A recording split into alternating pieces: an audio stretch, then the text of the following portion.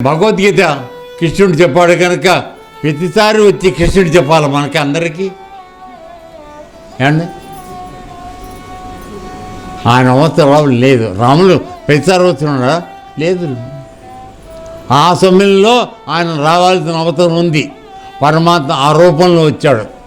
తను చేయవలసిన కర్తవ్యం బోధ మనకు ఉదాహరణగా ఆయన జీవితాన్ని మలుచుకొని మనకు చూపించి వెళ్ళిపోయి ఆ విధంగా చేసినటువంటి మా పూజ్య గురువు చంద్రరాజు కూడా తన జీవితాన్ని ఈ సేవ కోసం వినియోగించుకున్నాడు.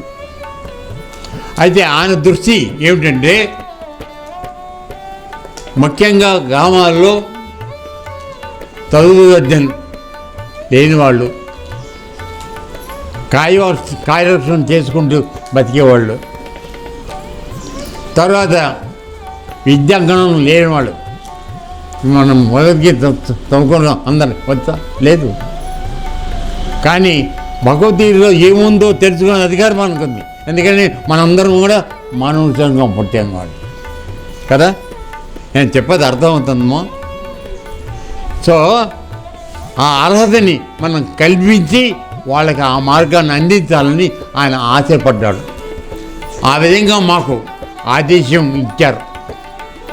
దానికోసం మా జీవితాన్ని దీనికోసం వాడుతున్నాం.